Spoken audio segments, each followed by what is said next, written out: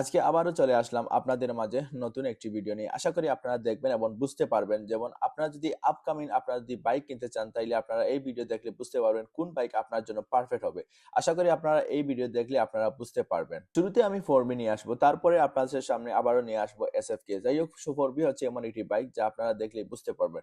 4বি হচ্ছে বাংলাদেশের কম টেকার মাঝে যদি আপনারা বেস্ট একটি পারফরম্যান্স যদি পেতে চান সব দিক থেকে পাওয়ার এবং টর্ক A to Z সবকিছু, তাইলে 4বি আপনাদের জন্য হচ্ছে বেস্ট একটি বাইক। 4বি আপনারা যদি সেকেন্ড হ্যান্ড ইউজ করতে চান তাইলে আপনারা 4বি কিনতে পারবেন 1.5 লাখ থেকে 1,30,000 বা এর উপরে। যদি আপনারা কাগজওয়ালা বা এর পেপারওয়ালা ঠিক থাকে তাইলে আপনি যদি কিনতে চান তাইলে 70-80 এর নিচেও আপনি কিনতে পারবেন। আমি যদি অন্যদিকে বলা ট্রাই করি এসএফ হচ্ছে এমন একটি গাড়ি যা বাংলাদেশের মেজরিটি ইয়াং জেনারেশনের সবথেকে বেশি ক্রাশ একটি গাড়ি যদি বলা হয় তাইলে এসএফ এর look one kind of R15 এবং জিপিএক্স ডেমনের তাদের মতো, কিন্তু পারফরমেন্স কিন্তু ওয়েল, যেহেতু জাপানি একটি গাড়ি অনেক ভালো। কিন্তু আমি যদি পার্সোনালি আপনাদেরকে রেকমেন্ড করি যারা আপকামিং বাইক কিনবেন তাইলে আমি অবশ্যই 4বি রেকমেন্ড করব। কারণ 4বি রেকমেন্ড করার কারণ হচ্ছে কি, 4বি কারণ হচ্ছে কি খুবই অল্প টাকার ভিতরে আপনারা টপ চার্জ এবং টপ লেভেলের একটি পারফরমেন্স পেতে চাইলে তাইলে 4বি আপনাদের জন্য বেস্ট হবে। কিন্তু এসএফ গাড়িও অনেক ভালো, কিন্তু বাজেট অনেক হাই।